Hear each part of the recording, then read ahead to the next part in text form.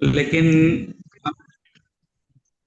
अब जो है हम लोग एक नए पार्ट में एंट्री करेंगे। उसको लाने के बाद फिर से हाउसेस को स्टडी करना स्टार्ट करेंगे। तो जब भी किसी हाउस को स्टडी करना है, सबसे पहला चीज, सबसे इंपॉर्टेंट चीज कि हाउस एंड दशा, दो चीज याद रखिएगा। हमें देखना दो ही चीज है, हाउस एंड दशा, हाउस एंड दशा, और कुछ नहीं, खत्म का।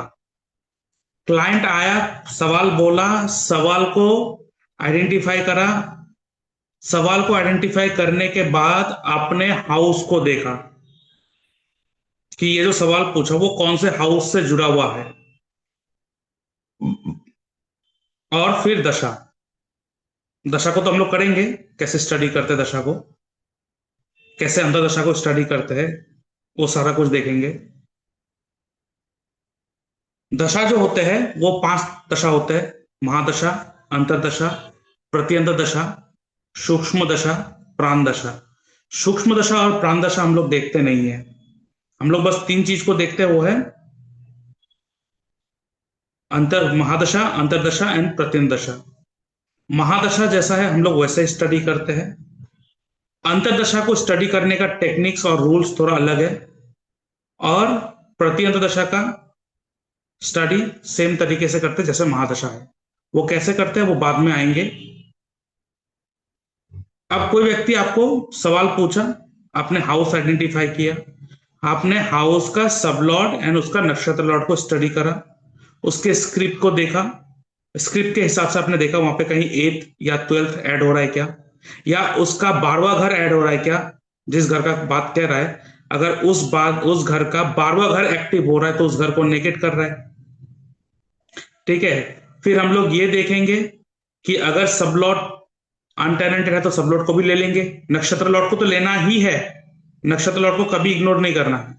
लेकिन अगर सब लॉट अनटेनेंटेड है तो सब लॉट को भी ले लेंगे, सब लॉट को भी ले लेंगे साथ में। फिर हम लोग स्क्रिप्ट को स्टडी करेंगे, वो तो ठीक है, स्क्रिप्ट को स्टडी धीरे धीरे हम लोग सीख जाएंगे कैसे करते हैं। जैसे मैंने फर्स्ट हाउस के बारे में पूछा, उस दिन करा था, उसके उस वही सेम सिस्टम रहेगा बाकी हाउसेस के लिए, लेकिन हम लोग स्टडी करेंगे। लेकिन यहां पर क्या है, हम लोग और एक चीज क्या देखेंगे कि वो कौन से साइन में बैठा हुआ है। क्या वो फ्रूटफुल साइन में बैठा है, सेमी फ्रूटफुल साइन में बैठा है, क्या वो बैरन साइन में बैठा है। ठीक है। फिर हम लोग ये देखेंगे कि वो फिक्स साइन में बैठा है या वेरिएबल साइन में बैठा है।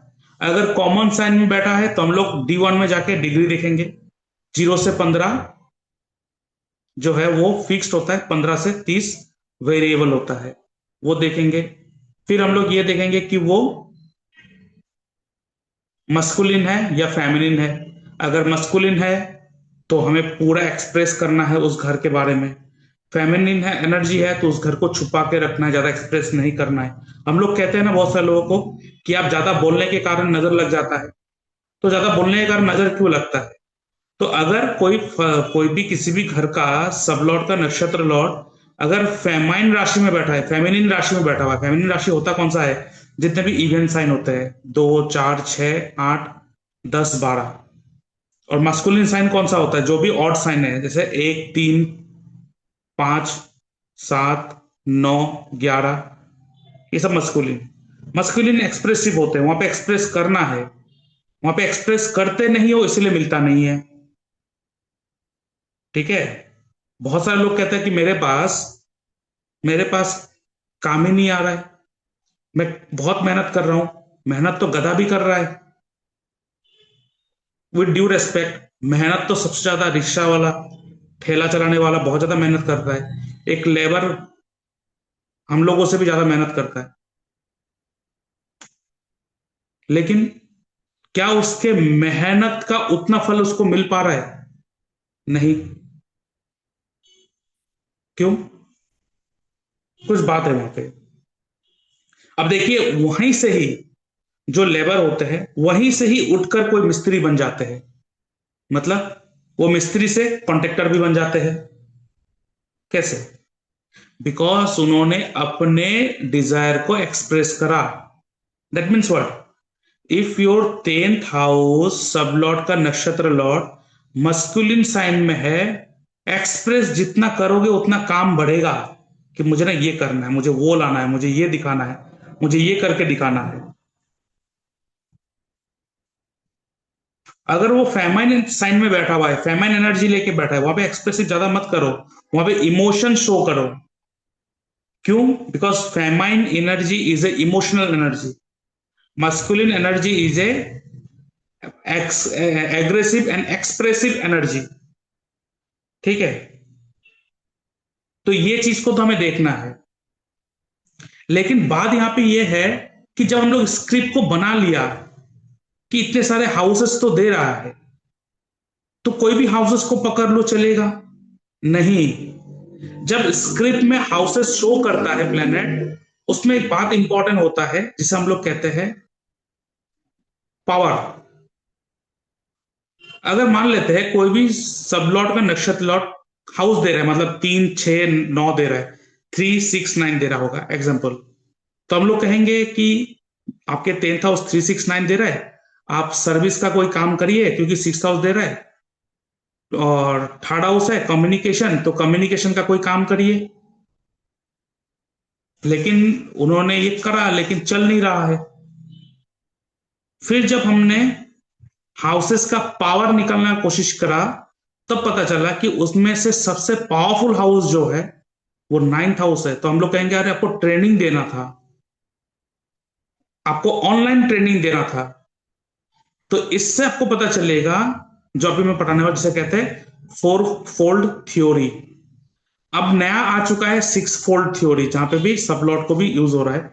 लेकिन 4 फोल्ड को भी सीखेंगे, सब सिक्स 6 फोल्ड थ्योरी को भी सीखेंगे। वो बताएगा कि आपको एक्चुअली स्क्रिप्ट को कैसे स्टडी करना है और कौन सा घर सबसे ज्यादा पावरफुल है। ठीक है?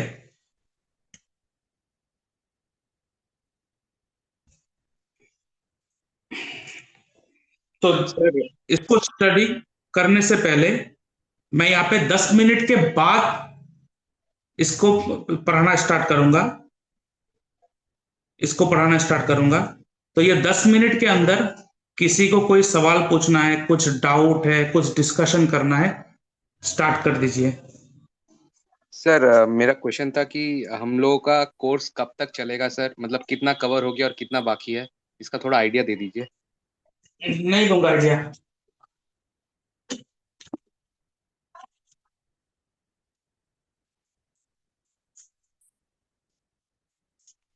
नहीं दूंगा। क्यों? आपको पता है मेरा 3rd हाउस का राहु है।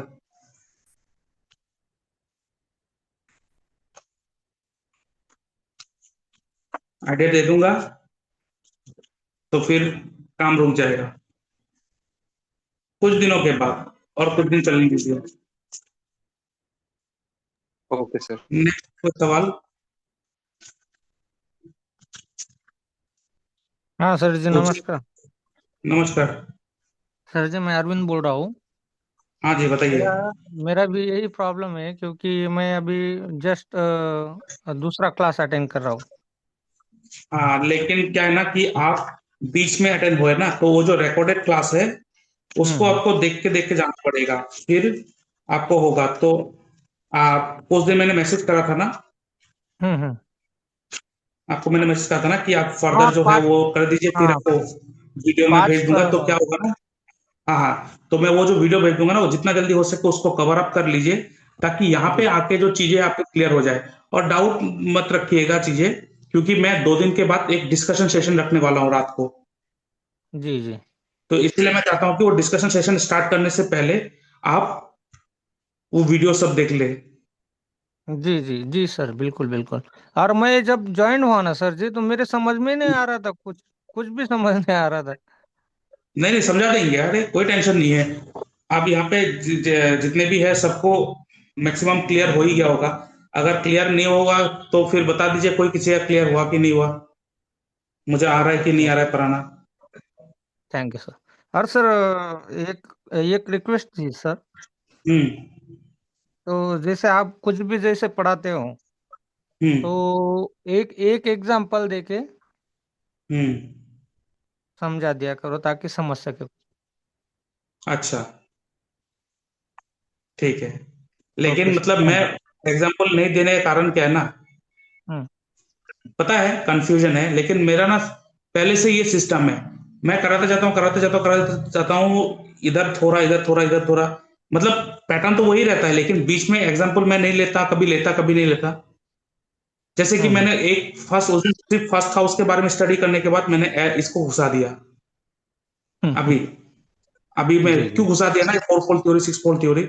अब क्या होगा ना, जब लास्ट में लेके बैठेंगे चीजें, अब देखिए, फर्स्ट हाउस कर लिया, आप सेकंड हाउस में जाने स्टार्ट करेंगे, फिर से मुझे रिपीट करना पड़ेगा। तो जब मैं फोर फोल्ड थ्योरी पढ़ा दूंगा ना, तो उसी सेकंड हाउस बाकी जो हाउसेस को पढ़ाने स्टार्ट करूंगा, जितने भी पढ़ा के आया सब एक साथ हो जाएगा।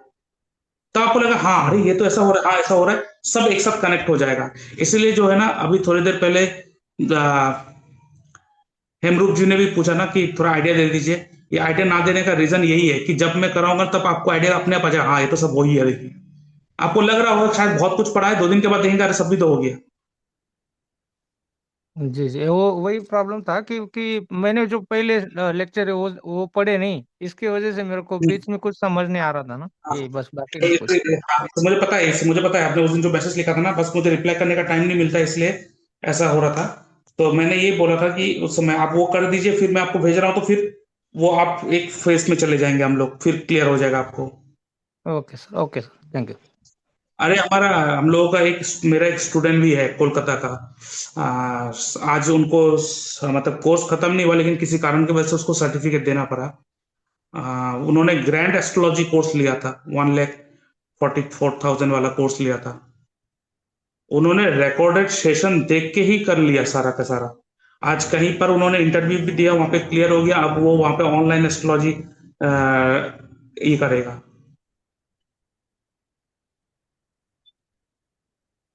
वो ग्रैंड एस्ट्रोलॉजी लिया था, उसमें तंत्र विद्या भी था, उसमें तंत्र विद्या, तंत्र, जो मंत्र, ज्योतिष, तंत्र विद्या, एस्ट्रो तंत्र विद्या, ये सब भी था।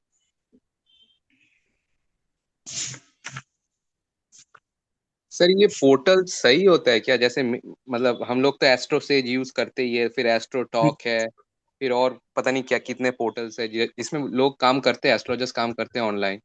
बट देखिए मैंने मैं एक एक चीज बार, बता, हाँ बोलिए सर। हाँ बताइए बताइए। मैंने एक बार दो बार ट्राई किया था, बट सर एक तो वो लोग लेते नहीं है, बोलते हैं कि आप वेट कीजिए। मैंने ईमेल भेज के रखा, फिर बहुत महीने बाद आया कि हाँ आपका इंटरव्यू है।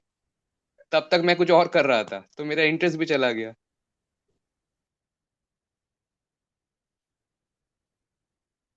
अच्छा, तो वो सब क्या होता है ना, उसमें देखिए 90% जितने भी है वो भंड ही है, कोई काम का एस्ट्रोलॉजर नहीं है। 90%, उनमें 10% आ जाएगा जो जेन्युइन एस्ट्रोलॉजर है। होता है, ऐसा नहीं कि नहीं होता। जैसे मान लेते हैं मैंने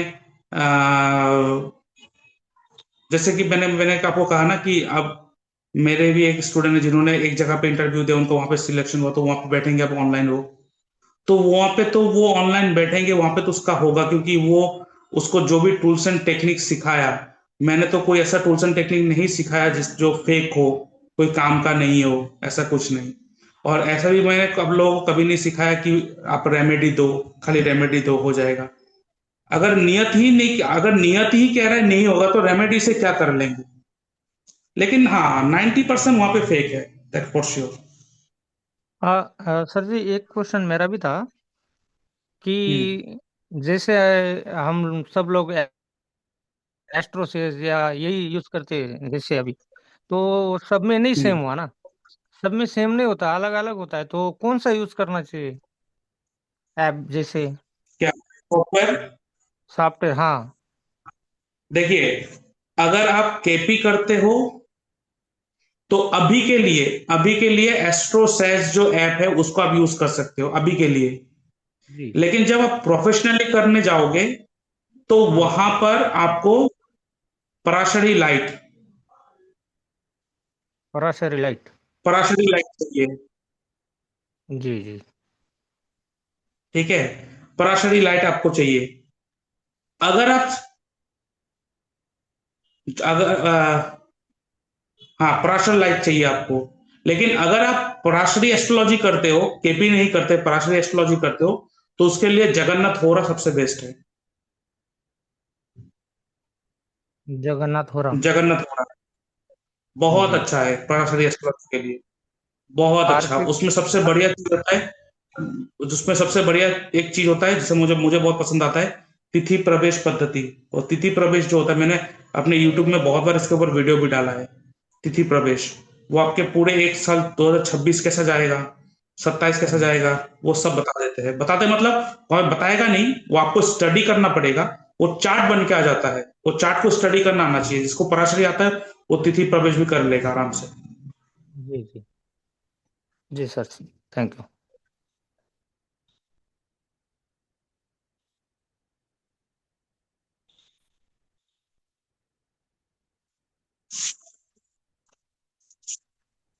ठीक है, सर। एक सेकंड। हाँ जी। हाँ, आपको बोल रही हूँ क्लास तो बहुत ही मेरी जो ओपिनियन है अच्छा लग रहा है, समझ भी रही हूँ। तो मैं पिछले एक हफ्ते एक्चुअली नहीं थे, क्लास ज्वाइन नहीं कर पाई, इसलिए एक हफ्ते के वीडियो मुझे बहुत बार देखकर ये क्वेश्चन आएंगे, लेकिन बहुत ही मैं सुन रही हूँ, आप कल से आई घर में, तो आप बहुत ही इंटरेस्टेड लग रहा है। आप एक्चुअली पिछले जो आपने सिखाया था वो कुछ कुछ जाती थी, लेकिन पिछले हफ्ते में जो टोटली मेरे लिए न्यू, तो बहुत ही अच्छा हम्म, लग रहा है। अ, सीख रही हूँ तो ये बहुत बार सुनकर लिखूंगी, फिर एकदम ग्रिप में आ जाएंगे। और एक चीज मैं हाँ पूछना चाहती हूँ, वो ये रेमेडी के बारे में। आप जो धूप और अगरबत्ती की डिफरेंस क्या है? रेमेडी होती है ना जो धूप जलाना, जैसे हम लोग मंदिर में जाते हैं, बंगाली में हम लोग धूप को धुनो, देखिए, मतलब जो धूम अगरबत्ती चाहिए होता हमारे है ना, वो हमारे चीज कल्चर चाहिए। में, हाँ, धूप ही जलाना है हमारे कल्चर में। सनातन धर्म में अगरबत्ती था नहीं, ये अगरबत्ती मुगल के टाइम में आया है। हम्म। ठीक है। नहीं, हम लोग तो धूप मंदिर में वही जाकर है, तो धूप ही देती हूँ ना, मतलब वही स्टिक गलत जो होता होती है। है। हाँ, अब तो धूप क्या ठीक होता है। है, धूप होता है गूगल का, लोवान का जो धूप होता है। आजकल धूप रेडीमेड बन के भी आता है। वो धूप कभी इस्तेमाल नहीं करना है जहां पे वो बांस का लकड़ी होता है, इसे अगरबत्ती कहते हैं। क्योंकि हम लोग तो बांस का वही यूज लकड़ी करते हैं। हमारे, हाँ, वो गलत होता है। हम हर जगह, आज तो हर मंदिर में वही यूज हो रहा है हर लोगों का, हम्म। लेकिन गलत है। वो जो धूप जो हम लोग अगरबत्ती जलाते हैं, वो सांस के लिए भी प्रॉब्लम करता है। वो आपके हम्म। रेस्पिरेटरी सिस्टम को भी खराब करता है। हाँ हाँ। हमारे यहाँ पे धूप क्यों, लोबान जब जलाते हो, गूगल जब जलाते हो, वो हमारे रेस्पिरेटरी सिस्टम के लिए बहुत अच्छा है। आपको पता हो एक चीज, थोड़ा गूगल कर लीजिएगा। एक किसी डॉक्टर ने भी एक व्यक्ति का, एक बच्चे का उपाय दिया था कि उसका ना ब्रेन का कुछ नर्व का इशू था, तो मेंटली थोड़ा चैलेंज हो गया था बच्चा। तो उसको बोला गया था उसे घर में कि आप वो जो धूप जलाते हो, उसके रूम को ज्यादा धुआं कर दो। वो जो धुआं सांस में जाएगा, उसमें बहुत हेल्प होगा। और सच में रिकवर हुआ। वो वो डॉक्टर थे, कोई रेमेडी नहीं था, लेकिन वो लोबान वो सब। देखिए, ये जो हमारे जो धर्म में जो कहते हैं कि आप हवन करो, ये करो, वो सब आप स्पिरिचुअलिटी में मत काउंट कीजिए। वो हमारे हेल्थ प्रोसेस के लिए बोला था। क्यों कहते हैं एकादशी में आप उपवास करो?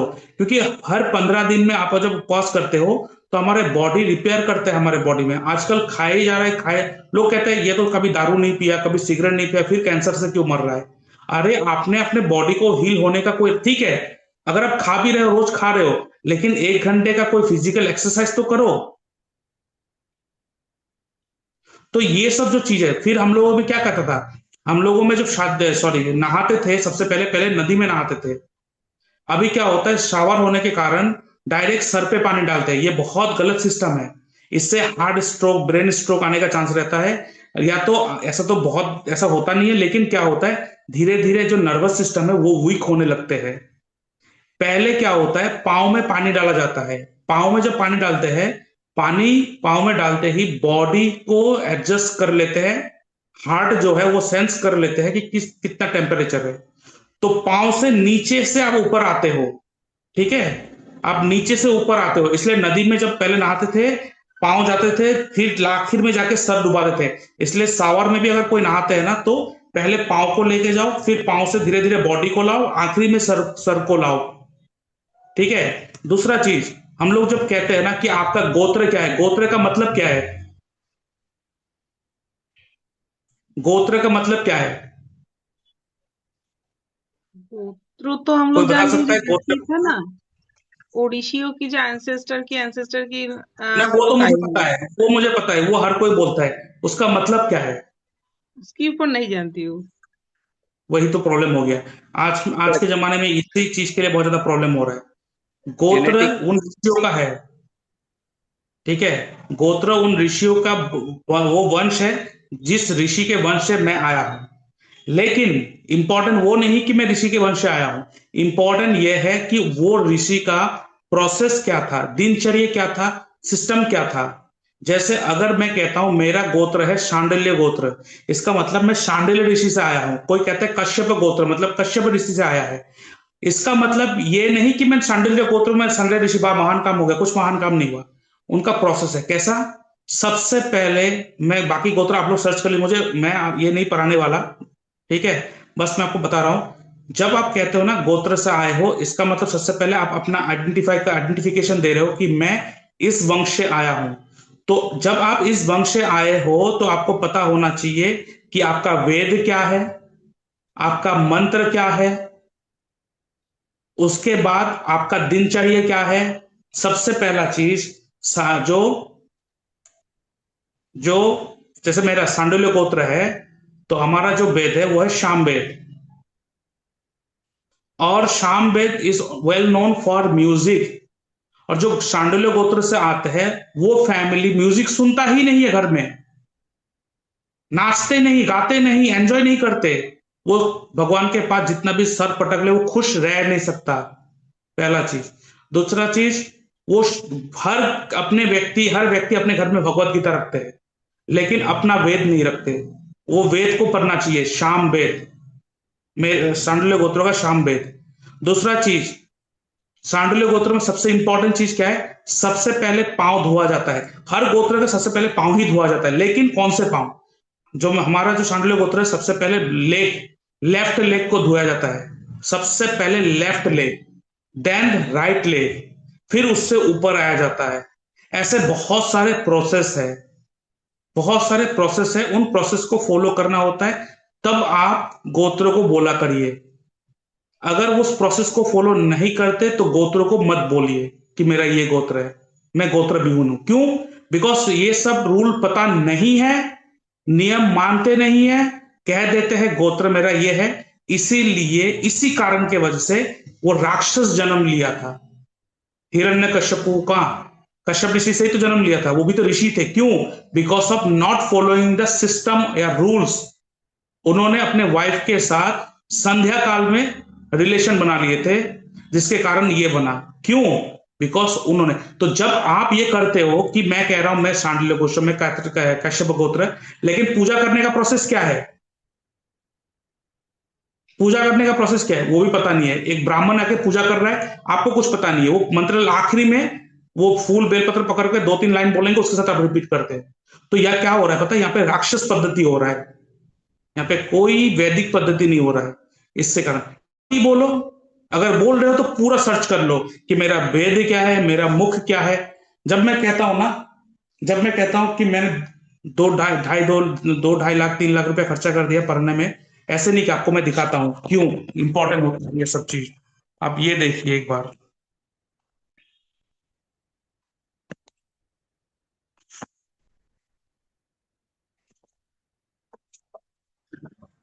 ये देखिए सारे वेद, अथर्ववेद, ऋग्वेद, अथर्ववेद का volume 1, volume 2, volume 3, Rigveda, Samaveda, Yajurveda, ठीक है। उसके बाद उपनिषद भी है, यहाँ पे कहीं पर रखा होगा, यहाँ पे कहीं पर होगा उपनिषद। ये सब चीज जरूरी है पढ़ना। एस्ट्रोलॉजी आप अगर कर रहे हो, सिर्फ इस एस्ट्रोलॉजी में पढ़ रही है, इसके अंदर बियॉन्ड जाने की कोशिश कीजिए, इस सब के बियॉन्ड जाने की कोशिश कीजिए।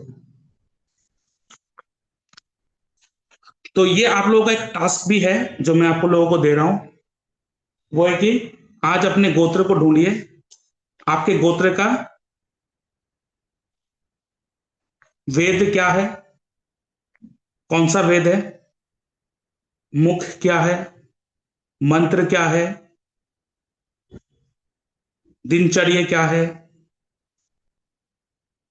खाना क्या है, उसको ढूंढिए। सर जैसे मेरे गौतम गोत्र है, तो ये लिख कर सर्च करूँ तो आएंगे सब? करिए, कुछ भी करिए, मैं भी तो ऐसे ही करके ही सर्च करा, मुझे किसी ने नहीं बताया तो ये सब चीज। अच्छा, वो और एक मेरा चीज क्यूरियोसिटी पूछना था माइंड में। मैंने था। यूट्यूब, इंस्टाग्राम, अब हर चीज यूट्यूब में नहीं मिला। यूट्यूब में जब देखता हूँ कोई शब्द सुनाई देता है, अच्छा ये शब्द कहाँ मिलेगा, वो शब्द को गूगल करता हूँ, वो गूगल से वो शब्द से कुछ मिलता है, फिर उससे जुड़ा हुआ कोई किताब मिलता है, फिर वो किताब को ऑर्डर करता हूँ, उस किताब को पढ़ता हूँ, उससे फिर दूसरे किताब से पता चलता है। जरूरी नहीं कि इतना सारा अपलोड करो या अपलोड करने का टाइम मिले। वो मेरे बचपन से कीड़ा था कुछ पढ़ने का, तो थोड़ा थोड़ा करके पढ़ते पढ़ते मतलब वो 10 15 साल से पढ़ ही रहा, तो इसलिए अभी थोड़ा हो गया है। तो अगर आप अभी से पढ़ना स्टार्ट करोगे तो 10 15 साल के बाद आपका भी हो जाएगा ऐसा। लेकिन बात यहाँ पे ये है कि सर्च कीजिए, वो क्यूरियोसिटी को जगाइए, ऐसा क्यों है। केपी एस्ट्रोलॉजी कर रहे हो, ध्यान से सुनिएगा। केपी एस्ट्रोलॉजी किसी ऋषि महर्षि से नहीं आया, जैसे पराशरी ऋषि से पराशर एस्ट्रोलॉजी आया, भृगुनंदी नाड़ी भृगु ऋषि से आया है, जेमिनी एस्ट्रोलॉजी जेमिनी ऋषि से आया है। ठीक है, केपी एस्ट्रोलॉजी किसी ऋषि से नहीं आया, वो कृष्णमूर्ति जी ने और उनके और भी डिसाइपल थे, उन लोगों ने मिलकर ये बनाया था। क्यों? बिकॉज एक चीज के लिए, क्यूरियोसिटी। ऐसा क्यों, क्या ऐसा ही है, वाई। ये वाई कृष्णमूर्ति जी ने बहुत सवाल पूछा। मतलब अगर एक बच्चा एक ही टाइम में दो बच्चा जन्म ले रहा है, दोनों का चार्ट एक ही बन रहा है, तो क्या होगा, क्या वही होगा? फिर इजाद उन्होंने लगाया सबलॉट थ्योरी। तो अब बताएंगे क्या ये सबलॉट थ्योरी पैटर्न पराशरी में नहीं है? 100% है। डिविजनल चार्ट, डिविजनल चार्ट ही तो सबलॉट है। लेकिन उसमें ट्विन जन्म लेने वाले के लिए हो सकता है 15 का 16 16 डिविजनल चार्ट में से 12 का 12 सेम रहे, लेकिन उसमें डिफरेंशिएट कैसे करेंगे? D60 हाईली सेंसिटिव, जैसे केपी में सबलॉट हाईली सेंसिटिव, D60 षष्ठी अंश चार्ट हाईली सेंसिटिव, उससे पता चल जाता है। और एक क्वेश्चन, आप कोई क्लास में पिछले वीक में ही थे शायद, तो गुरु तत्व के बारे में बोला था। मतलब जो लोग, हम लोग जैसे पहले यूट्यूब देखकर कुछ एस्ट्रोलॉजी वास्तु सब सीखी, फिर गुरु मतलब जैसे मैं आपसे जुड़ी, तो आपसे जुड़ने से मेरे गुरु आप हो गए हो, तो यही ठीक ना? और कैसे, जैसे दीक्षा लेना पड़ेगा तब गुरु नहीं नहीं तत्व? नहीं, वो हाँ वो देखिए, गुरु तो दो टाइप का है। एक तो है वो गुरु जो आपको गुरु मंत्र दे रहा है, कोई मंत्र दे रहा है। दूसरा होता है कोई जिससे आप कोई सीख ले रहे हो, तो वो, तो जैसे कि आप मेरे से जो आज चुके हो, तो हो गया, ये हो गया, इससे हाँ, आपका आपने एस्ट्रोलॉजिकल एग्जाम्पल गुरु दी बन गया। थी जैसे लेकिन मैं आपने क्या राहुल कहता हूँ, कौशिक की, तो हाँ, मैं मैंने एग्जाम्पल, क्या कहा, हाँ, आपने उसमें हाँ, एग्जाम्पल दी थी शायद, जो आप वो हम्म, राहुल कौशिक के साथ जुड़ गए, तो हम लोग जैसे आपसे आप जुड़ी, मेरे साथ जुड़े हो। तो एक्टिव हो गया मतलब मेरे गुरु तत्व। हाँ, अब क्या हो अच्छा। रहा है यहाँ पे, तत्व एक्टिव हुआ है, वो टाइम लगेगा, धीरे धीरे, इतना जल्दी तो होगा नहीं। वो हाँ जब हाँ, वो तो प्रैक्टिस ठीक। करेंगे धीरे धीरे आते जाएंगे। अब होता है क्या है ना, बहुत सारे लोग क्या होता है यूट्यूब इंस्टाग्राम से देख के पूरा उनका आ जाता है, वो आके कहता है कि मैंने मुझे सब पता है। नहीं लेकिन नहीं, अब वो नहीं करूंगी वो कभी कभी कभी नहीं हो भी। सकता, जैसे कभी यूट्यूब नहीं हो से सकता जनरल है। नॉलेज पाई, लेकिन आपसे शुरू की तो इतना तो कुछ नहीं जानती उस थी ना। जनरल नॉलेज को कैसे अरेंज करा जाता है वो सीखेंगे, गुरु वो सिखाता है। ऐसे ही सीख रही हूँ, जैसे एक तो कोटेशन यहाँ पे क्या जानती थी होता है, उसके। अगर आप। गुरु नहीं होता है, गुरु नहीं होता है ना, तो आप गाइडेंस नहीं दे पाओगे, क्योंकि आपको किसी एक तत्व से ज्वाइंट होना पड़ेगा, उस तत्व के साथ ज्वाइंट होना पड़ेगा जिस तत्व के द्वारा आप ये काम करेंगे। ठीक है, बहुत सारे लोग क्या कहते हैं, डॉक्टर के पास जब ट्रीटमेंट करो, इसके पास मत जाओ, ये इतना अच्छा नहीं है, इससे बहुत लोगों का खराब हुआ है। लेकिन बहुत सारे लोग कहते हैं नहीं नहीं मेरे से तो अच्छा हुआ है।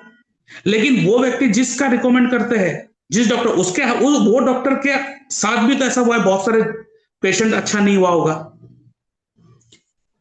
तो प्रॉब्लम क्या है पता है, प्रॉब्लम डॉक्टर में नहीं है, प्रॉब्लम पेशेंट्स में ही है। प्रॉब्लम आपके अंदर मेरे अंदर है। क्यों? क्योंकि मेरे अंदर वो गुरु तत्वों की कमी होने के कारण मैं एक जगह पे बिलीव ही नहीं कर पा रहा हूं कि ये ठीक कर देगा। जब मैंने अपने वाइफ को लेके गया था ना जिस डॉक्टर को दिखाने के लिए, बहुत सारे लोगों ने बोला कि बहुत अच्छा डॉक्टर है, बहुत सारे लोगों ने कहा है कि ये बहुत अच्छा नहीं है। मैंने बोला ये डॉक्टर ट्रीटमेंट नहीं करने वाला, क्योंकि डॉक्टर के अंदर 50% अच्छा भी हुआ, 50% नहीं भी हुआ होगा।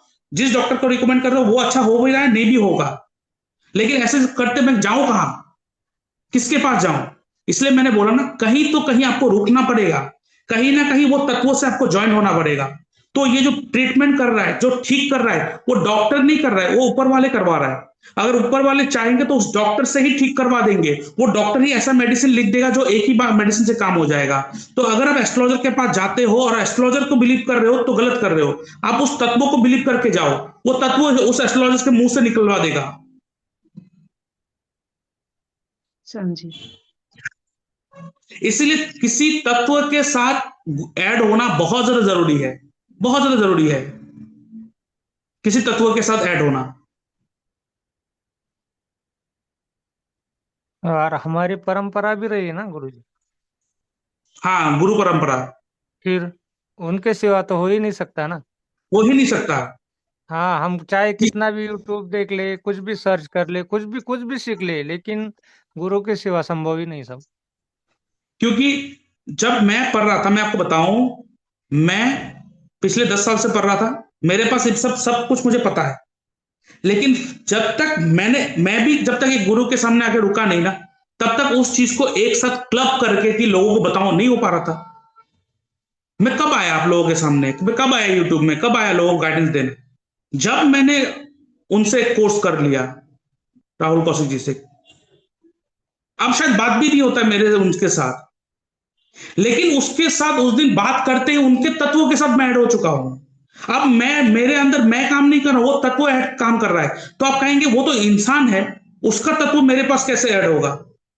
अरे इंसान आप हो, मैं हूं, तत्व तो यूनिवर्स है। तत्व जो है आपके अंदर, मेरे अंदर, वो तो वो परब्रह्म है, वही तो तत्व है परब्रह्म।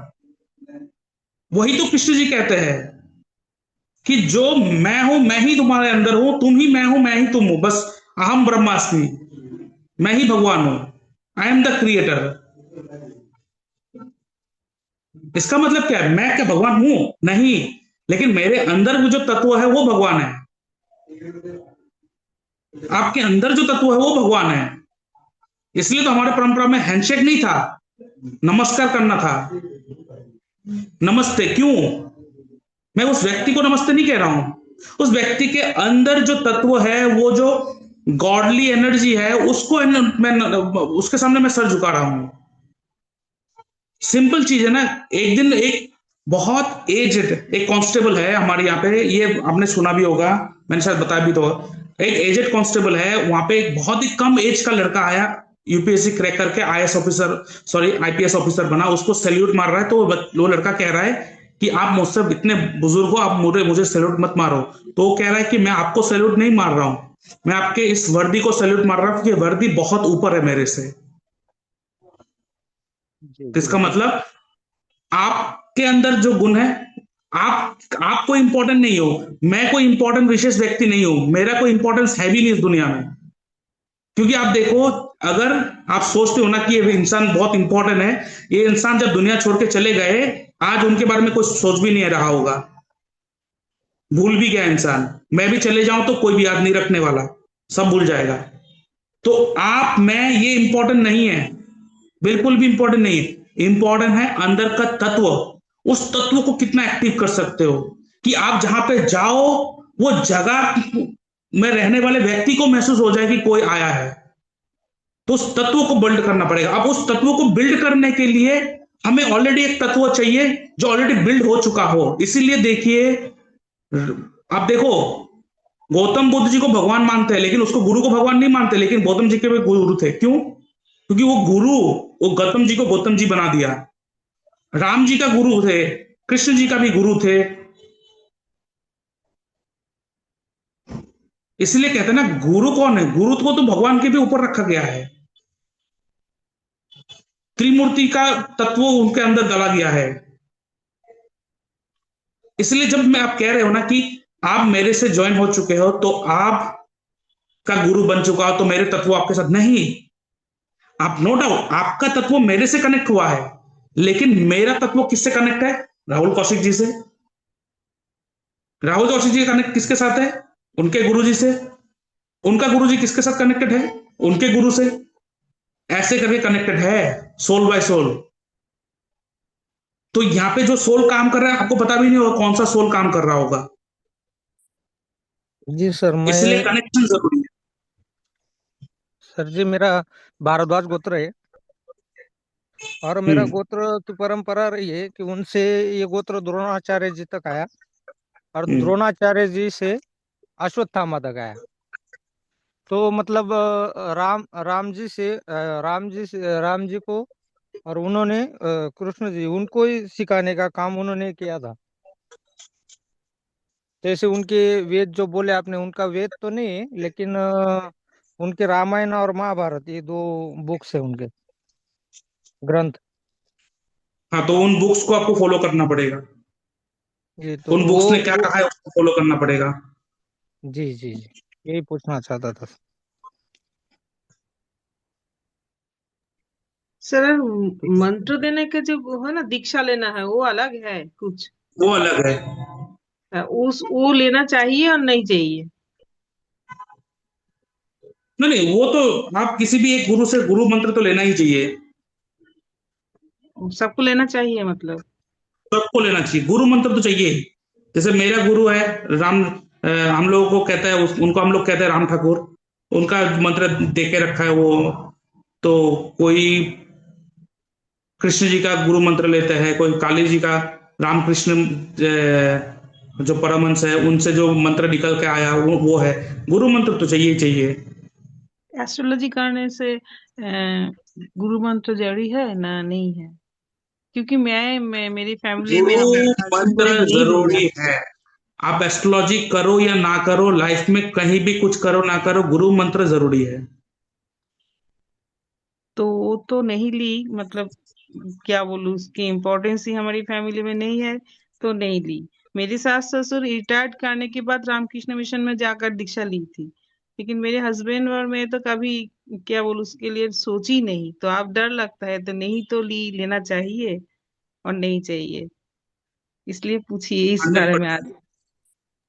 दीक्षा लेना और गुरु बनाना दोनों अलग प्रोसेस है। हाँ हाँ ठीक है, हाँ। गुरु जैसे मंत्र तो जरूरी है। मेरे गुरु जी ने मेरे को तुलसी की माला पहनाई, जैसे हमारा संप्रदाय वारकरी संप्रदाय, बराबर। तो उन्होंने मुझे मंत्र दिया जो बोलते राम कृष्ण हरि। तो ऐसे कोई भी गुरु बना लीजिए, वो आपको मंत्र दे देंगे। इसके लिए दीक्षा लेना जरूरी नहीं, है ना सर? हाँ, चलिए अब इस क्लास को स्टार्ट करते हैं।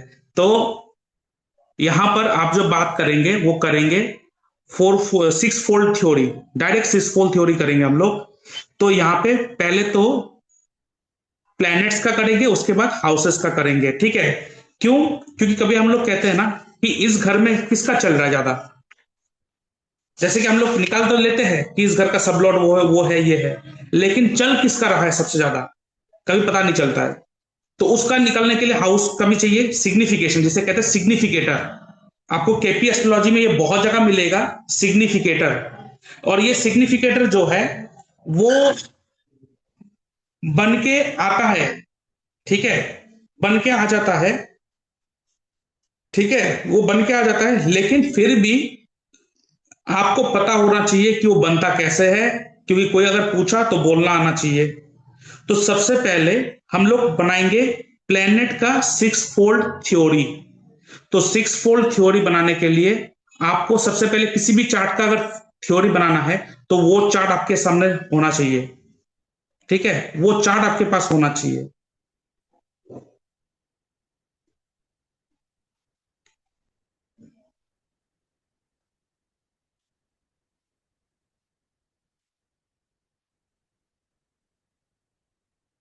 तो वो चार्ट आपके पास होना चाहिए। और कैसे बनाते हो मैं बता देता हूं। और ये बनाने कैसे होता है आपको दिखा के दूंगा, और होम आप लोगों को होमवर्क करने दूंगा। आप लोग घर में थोड़ा इसको प्रैक्टिस कीजिएगा, ठीक है? तो सबसे पहला चीज, सिक्स फोल्ड थ्योरी है तो हमें सिक्स चाहिए ऐसे।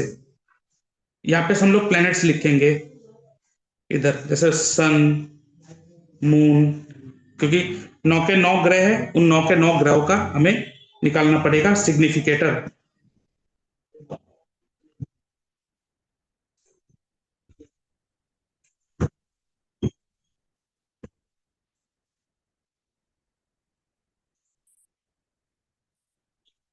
ठीक है, तो यहां पे L1, L2, L3, L4, L5, L6, इसलिए 6 फोल्ड। तो क्या है ना कि L1 का जो पावर होता है 100%, L2 का 80%, L3 का 60%, L4 का 40%, L5 का 20%, L6 का 10%। मतलब वो L1 से उसका एनर्जी जो है घटना स्टार्ट होता है, घटना स्टार्ट हो जाता है। तो सबसे पहले जो L6 है इसे कहते हैं ओनर। ओनर मतलब, ओनर मतलब ये कौन से घर का मालिक है, कौन? सूर्य। तो आपको चार्ट निकालना पड़ेगा, चार्ट निकाल के देखना पड़ेगा कि ये सूर्य कौन से घर का मालिक है।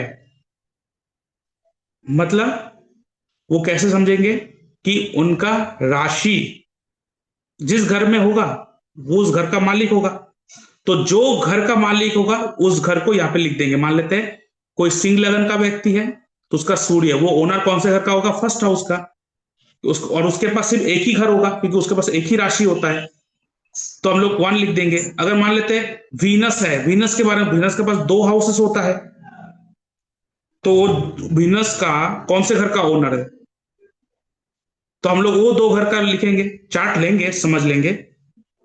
उसके बाद लिख देखेंगे कि जो L5 है ये कहते हैं कि सूर्य का, सूर्य का नक्षत्र लॉर्ड कौन से घर का ओनर है?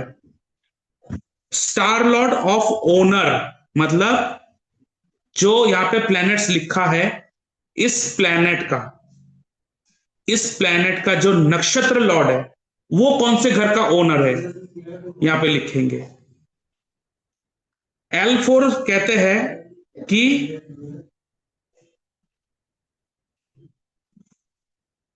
सूर्य का जो सबलॉर्ड है, ठीक है, सूर्य का जो सबलॉर्ड निकल के आ रहा है उसका सबलॉर्ड जो प्लेनेट होगा वो कौन से घर का मालिक है, यहां पे लिखेंगे। वो कौन से घर का मालिक है, ठीक है।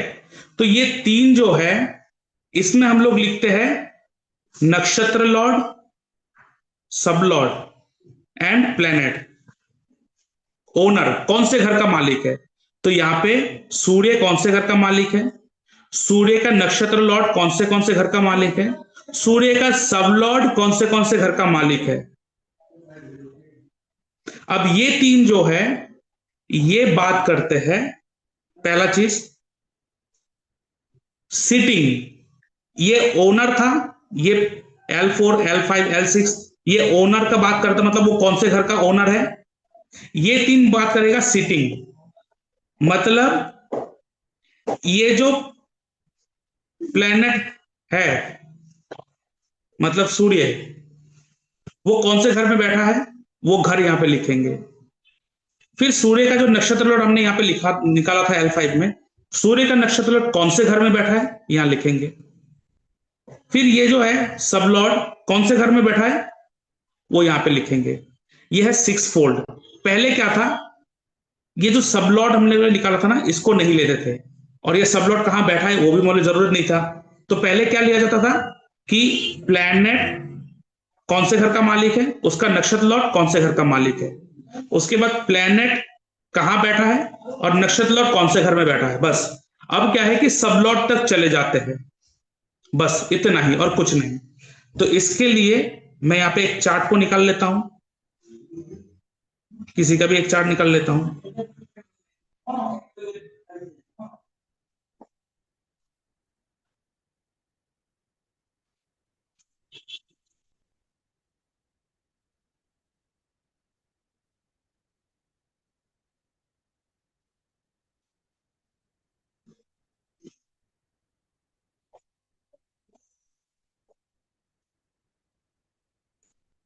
तो प्लैनेट का निकालेंगे। देखिए अब ये जरूरी क्यों है, ये जरूरी क्यों है?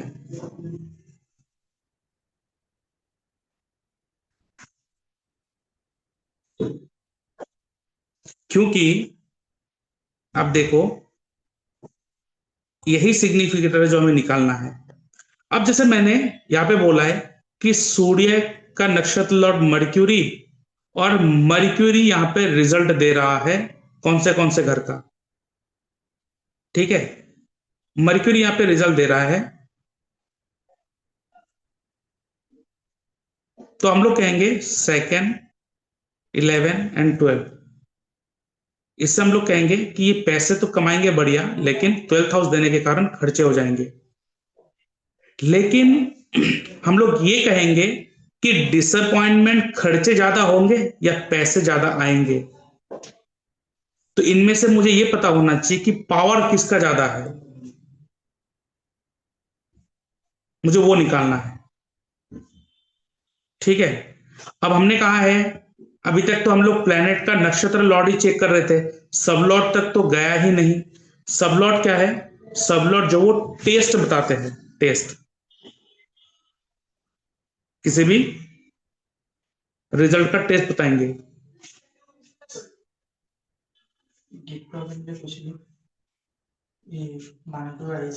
देखो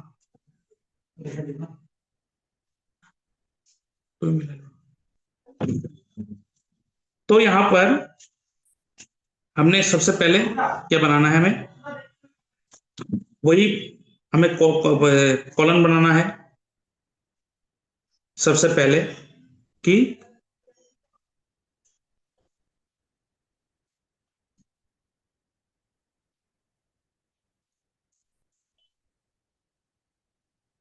ठीक है, सूर्य को लेते हैं। तो नाउ ये L1, L2, 3, 4, 5, 6, तो यहां पर सूर्य जो है सबसे पहले कौन से घर का मालिक है? सूर्य, मुझे हर प्लेनेट का निकालना है। यहां पर सूर्य कौन से घर का मालिक है? सूर्य फर्स्ट हाउस का मालिक है, क्योंकि उसका राशि फर्स्ट हाउस में है। और कहीं पे रिपीट हो रहा है? नहीं। तो यहां पे L6 में हम लोग लिखेंगे फर्स्ट हाउस। सूर्य का नक्षत्र लॉर्ड कौन है? मर्क्यूरी। ये कौन से घर का मालिक है? 11th एंड सेकेंड एंड 11 लिख दिया मैंने। अब सूर्य का नक्षत्र लॉर्ड कौन है? वीनस। कौन से घर का मालिक है? Third house and 10th house, 3 and 10। ये आ चुका है, ये कौन से घर का मालिक है। अब याद रखिएगा, प्लैनेट उन घरों का रिजल्ट जरूर देता है, लेकिन प्लैनेट जिस घर में बैठता है उस घर का रिजल्ट ज्यादा स्ट्रांग रखते हैं हमेशा, ठीक है। और उस घर का रिजल्ट ज्यादा स्ट्रांग, जैसे अब मान लेते हैं मर्क्यूरी जो है वो बैठा 12th हाउस में है, second house and 11th house का रिजल्ट दे रहा है, लेकिन क्योंकि मर्क्यूरी 12th हाउस में बैठा है तो बैठा हाउस बहुत ज्यादा स्ट्रांग, वो बैठा हाउस बहुत ज्यादा स्ट्रांग है, ठीक है। वो बैठा हाउस बहुत ज्यादा स्ट्रांग है, इसलिए जब L1, L2, L3 जो 6 पोल थ्योरी बनाया गया है, ओनर को पीछे रखा गया है, सीटिंग को आगे लाया गया है, और सबलॉर्ड सबसे ज्यादा स्ट्रांग है, इसलिए हम लोग घर का सबलॉर्ड ही देखते हैं डायरेक्ट। और हम लोग प्लैनेट्स का जब स्टडी करेंगे उसका भी सबलॉर्ड ही देखेंगे, लेकिन याद रखिएगा डिफरेंट क्या है नक्षत्र लॉर्ड एंड सबलॉर्ड का। नक्षत्र लॉर्ड आपको रिजल्ट बता देंगे, सबलॉर्ड रिजल्ट तय नहीं करता है। सबलॉर्ड बताएंगे कि जो रिजल्ट आपको मिल रहा है उस रिजल्ट का टेस्ट कैसा होगा, ठीक है, वो टेस्ट कैसा होगा। सो नाउ L3 में क्या बोला है कि प्लैनेट कहां बैठा है, सूर्य कहां बैठा है 12th हाउस में, तो यहां पे 12 लिखेंगे। ठीक है। प्लेनेट का नक्षत्र लॉर्ड कौन है? मर्क्यूरी। कहां बैठा है? 12th हाउस में। प्लेनेट का सब लॉर्ड कौन है? वीनस। कहां बैठा है? फर्स्ट हाउस में। तो अब देखिए इस पूरे के पूरे स्क्रिप्ट में सबसे ज्यादा स्ट्रांग कौन सा? First house. सबसे ज्यादा स्ट्रांग फर्स्ट हाउस है। इसका मतलब अब निकालिए, सूर्य जो है कौन से घर का सबलॉर्ड है इस चार्ट में? Fifth house. फिफ्थ हाउस का सबलॉर्ड कौन है? सूर्य। आप देख पा रहे हो यहां पे। तो फिफ्थ हाउस का इतने सारे हाउसेस के साथ कनेक्शन है। अब L2 जो है वो 80% पावर लेके बैठा है। L2 इसका मतलब इसके पास भी अच्छा खासा पावर है। इसका मतलब first house and 12th house, और 12th हाउस तो यहां पर भी रिपीट हो रहा है जहां पे 60% का एनर्जी है। इसका मतलब ये जो सेकंड 11 देख के आप खुश हो रहे थे, इसमें खुश होने की कोई जरूरत नहीं है। यहाँ पे first house and 12th house आ चुका है, डिसअपॉइंटमेंट आ चुका है पूरा। फिफ्थ हाउस के साथ डिसअपॉइंटमेंट ऐड हो चुका है। इसका मतलब first house and 12th house बहुत स्ट्रांगली कनेक्टेड है, बहुत स्ट्रांगली रिजल्ट दे रहा है। अब अगर सोच रहे हो ना कि सेकंड एंड 11th हाउस है, स्क्रिप्ट तो बहुत बढ़िया है, इससे पैसा अच्छा आएगा, लेकिन नहीं आएगा। क्यों? क्योंकि सबसे ज्यादा energy first house and 12th house लेके बैठा है।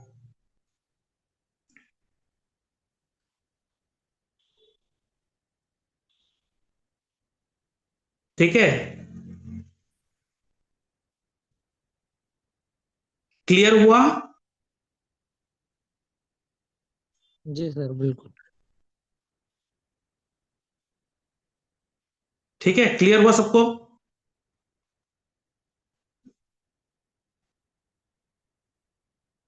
तो यहां पर जो आप देख रहे थे ना कि सूर्य का नक्षत्र लॉर्ड मर्क्यूरी सेकंड एंड 11 देख रहा है, बहुत खुश, बहुत खुश। लेकिन जब मैंने इसको सिग्निफिकेंटली इसको अरेंज करा है, तब पता चला कि यहाँ पे सेकंड एंड 11 का तो एनर्जी है ही नहीं, वो तो पीछे जाके कहीं कोने में बैठा हुआ है।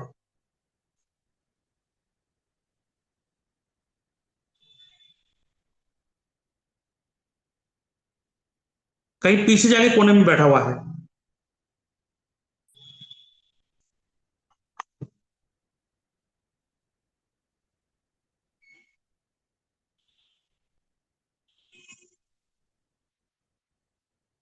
किसी को कोई डाउट है इसमें? अब जरूरी नहीं कि आपको ये बनाना पड़ेगा, ये आपको सॉफ्टवेयर में बना बनाया मिल जाएगा।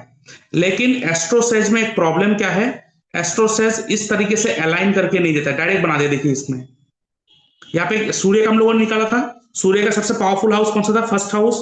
उसके बाद आया था 12th हाउस, उसके बाद फिर से 12th हाउस आया था L3 में, उसके बाद लास्ट में जाके आया था कहीं 2 और 11 आ रहा था। लेकिन यहाँ पे क्या कर दिया, देखिए फर्स्ट हाउस को दिया, फिर सेकंड हाउस दिया, फिर 11, फिर 12, यहाँ पे अकॉर्डिंगली अरेंज कर दिया है। अरेंज करने से नहीं होगा, आपको ये पता नहीं चलेगा कि पावर कौन लेके बैठा हुआ है।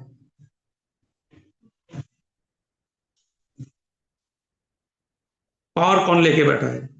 तो इसका मतलब अब हमें पता चल गया सूर्य जो है वो first house and 12th house को बहुत ज्यादा एक्टिव कर रहा है। तो हमने देखा कि फिफ्थ हाउस का सब लॉर्ड का नक्षत्र लॉर्ड जो है वो सूर्य है, और सूर्य का नक्षत्र लॉर्ड मर्क्यूरी है। और मर्क्यूरी जो है आप देख सकते हो second house 11th house 12th house दे रहा है। तो हम लोग कहेंगे 12th हाउस दे रहा है, खर्चा हो रहा है, तो इसके लिए डोनेशन करो। लेकिन क्योंकि second house and 12th 11th house है, तो आपको संतान प्राप्ति भी हो जाएगा, क्योंकि फिफ्थ हाउस जो है वो संतान प्राप्ति के बारे में कह रहा है। लेकिन मैंने कहा था जहां पे 12th हाउस ऐड हो जाए उसको वीक कर देगा। ठीक है, क्योंकि फैमिली एड ऑन के लिए 2, 11 एंड 5 कॉम्बिनेशन चाहिए बच्चे होने के लिए। आप कह देंगे कि बच्चे हो जाएगा, लेकिन जब अपने सिग्निफिकेटर को देखा है तब पता चला कि यहाँ पे तो इनका एनर्जी है ही नहीं। एनर्जी तो पूरा लेके बैठा है यहाँ पे 100%, और ये 80% लेके बैठा है।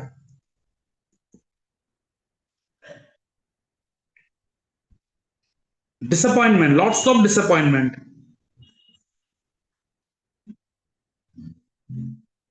मिसकैरेजेस,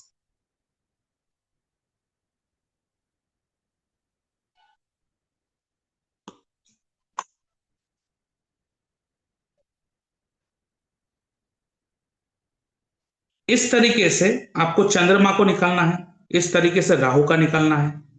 अब देखिए बाकी का तो आप लोग वैसे ही निकाल लोगे, लेकिन राहु के लिए मैं एक बार बता देता हूं कैसे निकाला जाता है। सिस्टम वही है, पैटर्न वही है, फॉलो भी वही करना है आपको, ठीक है। देखिए तो सबसे पहले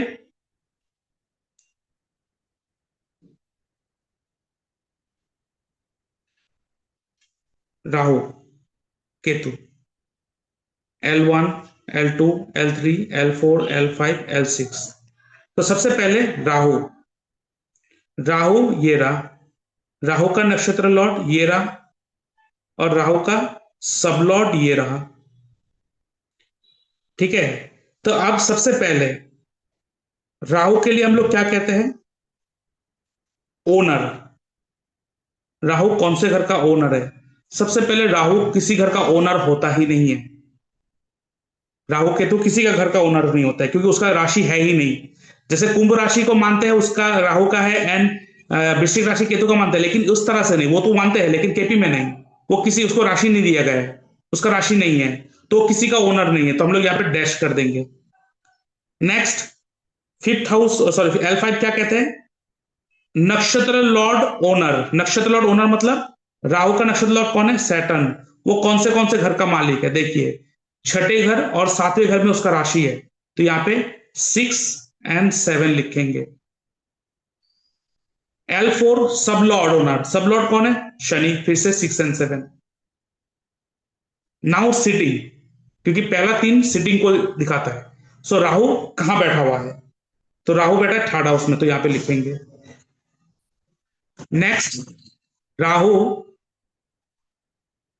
जो है वो, सॉरी राहु का जो नक्षत्र लॉर्ड है कौन, शनि, कहां बैठा हुआ है, 11th हाउस में।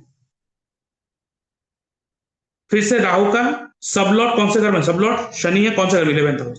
तो यहां पे देखिए हम लोग राहु के लिए कह सकते हैं खराब है, लेकिन यहां पे राहु जब अपना आएगा टाइम, वो 11th हाउस को प्रोमिनेंटली एक्टिव करेगा। देखिए इसका मतलब ये राहु इनको डिजायर फुलफिल सब कुछ करवा के दे देगा, ये राहु सब कुछ कर देगा। अब देखिए यहां पे स्क्रिप्ट क्या बना, 11, 3, 6, 7। रिपीट नहीं करना है, हम इसको इसी तरह से अरेंज करेंगे, ठीक है, इसी तरह से अरेंज करेंगे। याद रखिएगा 11, 3, 6, 7। अब क्या होता है जब हम राहु को स्टडी करने आते हैं, तो राहु का अब अगर स्क्रिप्ट निकालेंगे तो यहां पर आएंगे, केपी जाएंगे, तो राहु का देखिए ये रहा 3, 4, 9। तो 3, 4, 9 देख के हम लोग कहेंगे अरे राहु तो 4 और 9 का भी रिजल्ट देगा, लेकिन जब हमने एक्चुअल सिग्निफिकेटर निकाला था वहां पे 4 और 9 था ही नहीं। इसका मतलब इनके पास कोई एनर्जी है ही नहीं। तो अगर राहु के पीरियड में हम लोग उसको कह देंगे ना कि 4 और 9 को यूज करो, मार पड़ जाएगा। 6, 7 लास्ट में है, 11 सबसे आगे था, हम लोगों ने निकाला था 11, 3, 6, 7। इसका मतलब ये जो 11th हाउस है ना, ये बहुत अच्छा रिजल्ट देके जाएगा इनको, क्योंकि 11th हाउस के पास मैक्सिमम पावर है। अब राहु जैसे प्लैनेट 11th हाउस को मैक्सिमम पावर दे रहा है अपने सिग्निफिकेटर के थ्रू,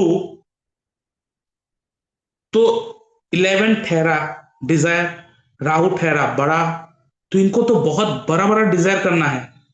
अब बड़ा बड़ा डिजायर ना करने के कारण मार पड़ेगा इसको।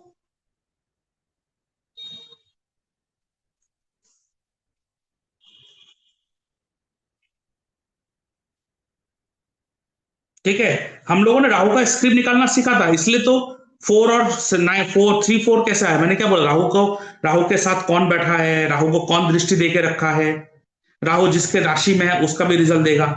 तो इन सारे का देखकर हम लोग स्क्रिप्ट बनाते थे, लेकिन स्क्रिप्ट तो बना लिया, लेकिन जब हमने एक्चुअल हाउसेस का पावर निकालने की कोशिश करी तो पावर निकलने के समय पता चला कि 11th house and 3rd house के पास बहुत ज्यादा पावर है। इसका मतलब जब राहु का पीरियड आएगा तो उस समय हम लोग कहेंगे कि आप इन चीजों का इस्तेमाल करें, फिर विश्वास करें।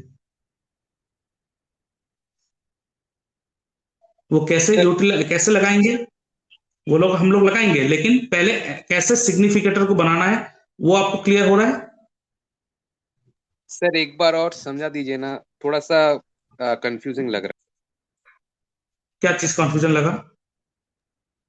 रहा है। स्क्रिप्ट को थोड़ा सा बनाना, L1 L2 L3 L4 L5। सबसे पहले L1, मैं आपको इसका इसका एक मेरा एक पूरा का पूरा एक रिकॉर्डेड वीडियो है, वो भेजूंगा आप लोगों को, उसको जरूर देखिएगा। ठीक है, वो वीडियो में भेजूंगा आपको, आप लोग जरूर देखिएगा। तो सबसे पहले तो आप कैसे बनाओगे स्क्रिप्ट को कि सबसे लास्ट से स्टार्ट करोगे, L6 से स्टार्ट करोगे। L6 मतलब प्लेनेट का, मतलब प्लेनेट का है, अभी तो प्लेनेट का निकालना है ना, तो सूर्य का स्क्रिप्ट बनाओगे। तो सूर्य का जब स्क्रिप्ट बनाओगे या किसी भी प्लेनेट का स्क्रिप्ट बनाओगे, तो मान लेते वीनस का बनाते हैं।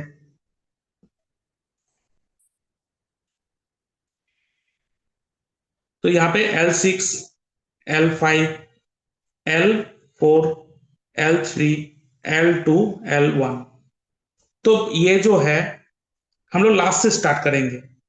क्यों? ऐसे ही मजा आता है करने में। तो सबसे पहले याद रखिएगा, इसको थोड़ा डिवाइड कर देते हैं। ये फर्स्ट पार्ट जो है था, पहला पार्ट है ये 3, और ये सेकंड पार्ट है 3 का ग्रुप। तो ये सेकंड पार्ट किस चीज की बात करता है? ओनर, कौन से घर का मालिक है। ये फर्स्ट पार्ट किस चीज की बात करता है? बैठा कहां है। तो यहां पे हम लिख देते हैं ओनर, OWNER, सिटिंग, यहां पे लिख देंगे सिटिंग। तो लास्ट के 3 जो ग्रुप है L4 L5 L6, इसमें हम लोग क्या फाइंड करते हैं? वो कौन से घर का मालिक है। पहला जो 3 हाउसेस है L1 L2 L3, ये क्या फाइंड करते हैं? कौन से घर में बैठा है। कौन? वीनस। हम वीनस का निकाल रहे हैं अभी। तो सबसे पहले वीनस कौन से घर का मालिक है। तो देखिए वीनस का राशि कौन से घर में है, क्योंकि ओनर तो उसी से पता चलता है ना कि प्लेनेट का राशि जिस घर में होगा वही तो ओनर बन गया ना उस घर का। तो वीनस सबसे पहले L6 लास्ट से स्टार्ट करेंगे, याद रखिएगा। तो वीनस कौन से घर का मालिक है यहां पे। और आपको पता है हम लोग 3 ही चीज देखते हैं, क्या? प्लेनेट, प्लेनेट का नक्षत्र लॉर्ड, प्लेनेट का सब लॉर्ड, हो गया। तो L6 कौन है? प्लेनेट, प्लेनेट मतलब कौन? वीनस, कौन से घर का मालिक है, लिख लिया। ये बात करता है प्लेनेट का नक्षत्र लॉर्ड है। तो वीनस का नक्षत्र लॉर्ड कौन से घर का मालिक है, मतलब वीनस का नक्षत्र लॉर्ड मान लेते हैं कौन है? मार्स। अब मार्स का राशि कौन से घर में है, तो यहां पे लिख देंगे वो घर सब। L4 बात करते हैं सबलॉर्ड किसका? वीनस का। मान लेते हैं वीनस का जो सबलॉर्ड है वो सूर्य है। तो सूर्य कौन से घर का मालिक है, मतलब सूर्य का राशि कौन से घर में है, वो हम लोग यहां पे लिख देंगे। तो हो गया, ओनर का काम हो गया। अब हमें देखना है कि ये बैठा कहां है, ये तीनों के तीनों ग्रह बैठा कहां है। ठीक है, तो L3 क्या बात करता है कि प्लेनेट कहां बैठा है। प्लेनेट कौन? वीनस। हम लोग वीनस की बात कर रहे हैं, वीनस कहां बैठा है यहां लिखेंगे। अब वीनस का नक्षत्र लॉर्ड कौन है? मार्स। कहां बैठा है? यहां लिखेंगे। अब वीनस का सबलॉर्ड कौन है? सूर्य। कहां बैठा है, कौन से घर में बैठा है, जिस घर में बैठा है वो यहां पे लिखेंगे। तो हमें मिल गया पूरा का पूरा स्क्रिप्ट मिल चुका है अब। ठीक है, जैसे कि आप देखिए वीनस है, वीनस का नक्षत्र लॉर्ड वीनस ही है, यहां पर मान लेते हैं मंगल है वीनस ना होकर, और ये सूर्य है। तो हमने तो ऐसे स्टडी करा ना कि अच्छा वीनस का नक्षत्र लॉर्ड इन हाउसेस को दे रहा है तो इनको ये काम करना चाहिए या इस चीज का करना चाहिए, ये तो ठीक है। लेकिन अब मुझे निकालना है इनमें से सबसे पावरफुल हाउस कौन सा है। कहीं ऐसा तो नहीं जिस घर के हम एडवाइस कर रहे हैं उसके पास पावर है ही नहीं और बेटा बेकार का वो काम कर रहा है जाके बेचारा और उसको रिजल्ट नहीं मिल रहा है। तो इन घरों को ना, ये जो पूरा का पूरा घर है, प्लैनेट, नक्षत्र, सबलॉर्ड, ये जो घर स्क्रिप्ट दे रहे हैं, इन स्क्रिप्ट को मैंने क्या करा, ऐसे अलाइन कर दिया according to their according to their energy align कर दिया मैंने। और जब मैंने अलाइन कर दिया तब मुझे मिला सबसे पावरफुल हाउस, उससे थोड़ा कम, उससे थोड़ा कम, एकदम कम कम।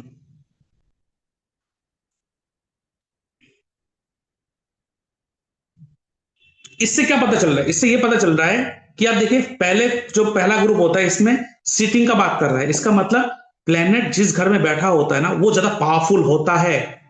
इसका मतलब आप ऐसे भी देख सकते हो आप कि आपको स्क्रिप्ट तो मिल गया, ये पूरा, ये सब। तो इनमें से अगर पावरफुल हाउस को देखना है तो बस आप देख लो, इन तीन घर जो शुक्र दे रहा है, इन तीन घरों में से शुक्र कौन से घर में बैठा है, वो घर पावरफुल होगा। मतलब बैठा प्लेनेट उस घर का ज्यादा एक्टिवेशन करवाता है। वो रिजल्ट उन घरों से खींचेगा, लेकिन पावरफुल वो घर बनता है जहां पे वो बैठता है। जैसे कि अब ये केपी है, इसका फर्स्ट हाउस का सबलॉर्ड वीनस है।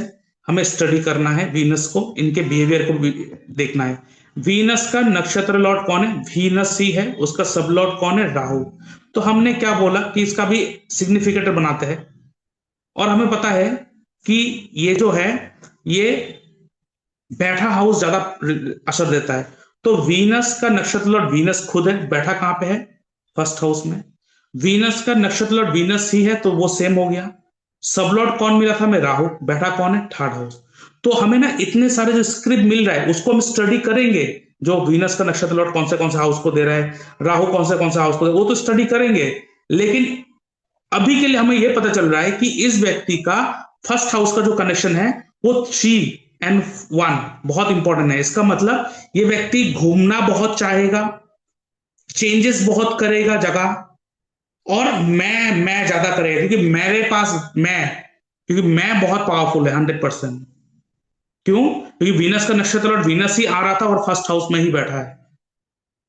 तो सबसे पहले उसके पास पावर है। और सबलॉर्ड L1 कौन होते हैं?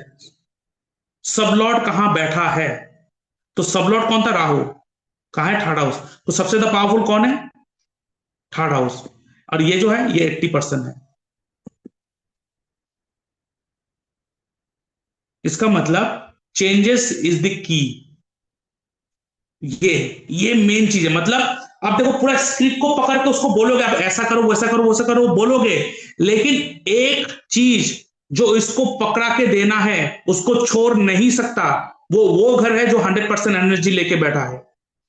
10th हाउस का स्क्रिप्ट बना के आप कह दोगे कि आप इन इन काम को यूज करो, इन कामों का आप यूटिलाइजेशन करें, लेकिन आप उस घर का उस घर को छुड़वा नहीं सकते। उस घर को यूटिलाइजेशन फुल्ली करना पड़ेगा जो हाउस 100% लेके बैठा है। नहीं तो 100% आप रिजल्ट नहीं दे पाओगे। जैसे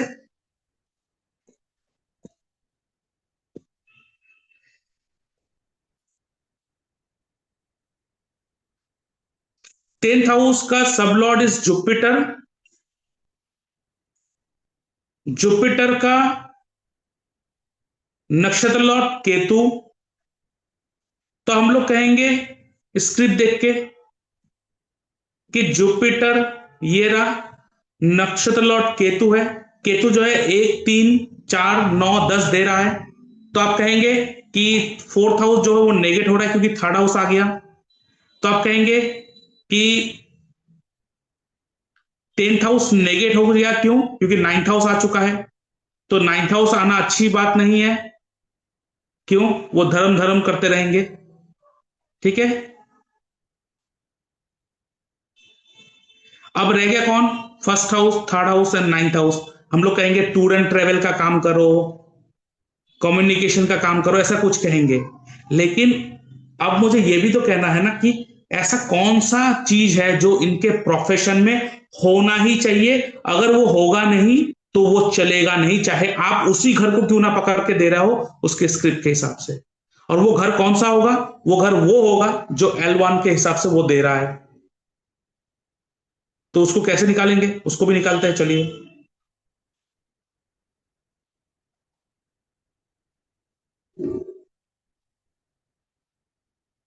तो हमें तो पता है L1 क्या होता है, सबलॉट कहां बैठा है, L1 सबलॉट कहां बैठा है, ठीक है। सबसे पहले L6 क्या होता है कि प्लेनेट कहां बैठा है, सॉरी प्लेनेट कौन से घर का मालिक है। तो हम लोग 10th हाउस स्टडी कर रहे हैं, तो 10th हाउस का सबलॉट कौन है, जुपिटर। तो जुपिटर का स्टडी करेंगे, तो जुपिटर कौन से घर का मालिक है, जुपिटर का नक्षत्र लॉर्ड केतु कौन से घर का मालिक है, किसी घर का मालिक नहीं, किसको उसका कोई राशि होता नहीं है। सब लॉर्ड कौन से घर का मालिक है वो लिखेंगे। लेकिन अब आते हैं L3 में बैठा कहां है, तो सबसे पहले जुपिटर बैठा कहां है, L3 में जुपिटर कहां बैठा है, L4 में, सॉरी L2 में केतु कहां बैठा है क्योंकि नक्षत्र लॉर्ड कहां बैठा है, और L1 में सब लॉर्ड कहां बैठा है, सब लॉर्ड कौन है, वीनस। वीनस कहां बैठा है, फर्स्ट। इसका मतलब चाहे कुछ भी स्क्रिप्ट करवा दो, ये व्यक्ति अपने आप को हाईली प्रायोरिटाइज करना ही पड़ेगा। जब भी ये मैं शब्द को छोड़ेगा, इसका करियर डगमगा जाएगा। फर्स्ट हाउस वो व्यक्ति खुद होता है, वो व्यक्ति खुद, अगर उसका हेल्थ डाउन हो गया तो भी गया।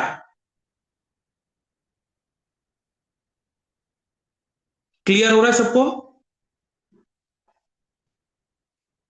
Yes sir.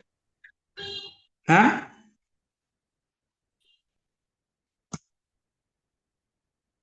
Yes sir. Sir कुछ चार्ट्स लेते हैं हम लोगों से ही कुछ लेंगे, चार्ट्स आप लोगों का लेते हैं। चार्ट लेंगे, आप लोगों का चार्ट लेंगे कल।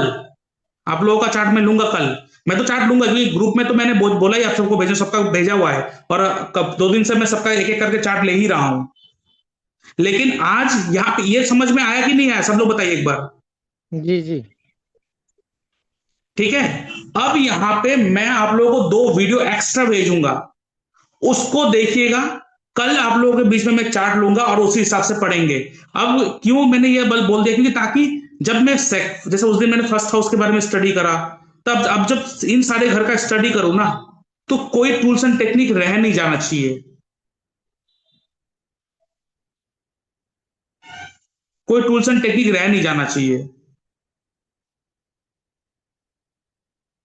इसलिए मैंने बीच बीच में टेक्निक घुसा देता हूं, एक टेक्निक समझाता हूं, उससे एक घर को लेकर समझा देता हूं, फिर नया टेक्निक घुसा, ताकि जब मैं कंटिन्यूस सारे घर को क्लियर कर दूंगा, उस समय तक आपको सारे के सारे टेक्निक पता होना चाहिए। ठीक है, तो कल जो है हम लोग चार्ट लेंगे और इसको लेंगे, सिग्निफिकेटर को लेकर स्टडी करेंगे। उसके बाद हम लोग सबलॉट को इंट्रोड्यूस करेंगे। सबलॉट को इंट्रोड्यूस करना मतलब, सबलॉट को इंट्रोड्यूस करना मतलब, सबलॉट तो हम लोग घर का ले रहे थे, प्लेनेट का नहीं ले रहे थे ना, क्योंकि हमें टेस्ट को भी स्टडी करना है। तो नेक्स्ट सबलॉट को घुसाएंगे, उसके बाद हम लोग दशा में आएंगे, उसके बाद हम लोग कुछ और टूल्स एंड टेक्निक की बात करेंगे, उसके बाद केपी को क्या करेंगे, खत्म करेंगे। लेकिन सर उसमें भी टाइम है।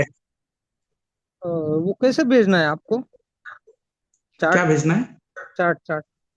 वो चार्ट व्हाट्सएप ग्रुप में भेज देना है, जो व्हाट्सएप ग्रुप है हाँ, लेकिन कौन सा भेजना है, उसमें केपी का? हाँ, केपी केपी का ही भेजना, हम तो केपी कर रहे हैं ना, हम लोग केपी का ही भेजना है। जी जी, ठीक।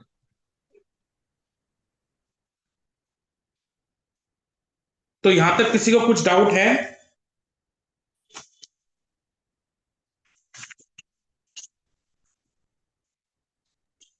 सर डाउट नहीं है, सभी समझ गए, लेकिन प्रैक्टिस करना पड़ेगा।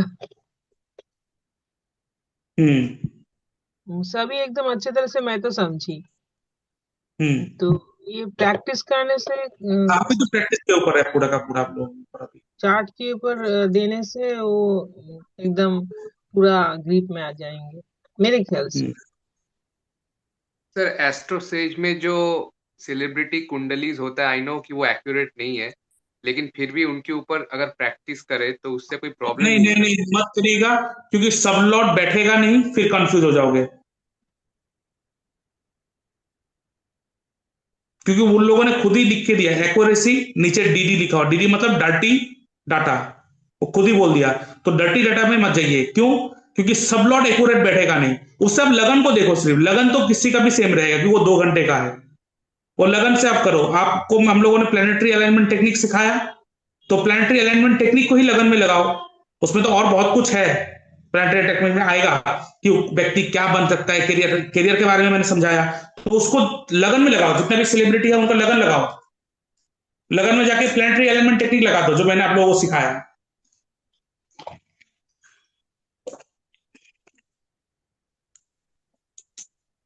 ठीक है, उसके बाद जो मैंने प्रोग्रेशन दिखाया था, मेजर प्रोग्रेशन बृहस्पति और शनि का, जो जो सेलिब्रिटी का डेथ हुआ है, अब उसको भी मैंने यहाँ पे डेथ तो आपको सिखाने नहीं वाला हूं, लेकिन फिर भी मैं आपको एक हिंट दे रहा हूं। आप प्रोग्रेशन को लगा के देखिए उस समय का क्या प्रोग्रेशन चल रहा होगा।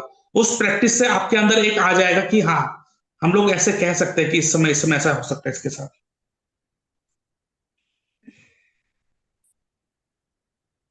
तो उसमें सब लोग, उसमें वो लोग हम लोग नहीं लगाएंगे। क्यों? क्योंकि वो डर्टी डाटा है, एक्यूरेसी बैठेगा नहीं, फिर लेने का देना हो जाए, कंफ्यूज हो जाओगे, ऐसा नहीं हो रहा है, ऐसा नहीं हो रहा है, उसमें हम लोग नहीं जाएंगे। ठीक है, चलिए सबको आज यहाँ पे खत्म करते हैं। थैंक यू सर, हरे कृष्ण। जय श्री कृष्णा, गुड नाइट। आप लोगों को मैं एक्स्ट्रा और 2 वीडियो भेजूंगा। आज का क्या रिकॉर्डिंग नहीं हुआ क्या? और रिकॉर्डिंग हुआ है तो मैं डर गया था। नहीं, चालू ही है। चलिए।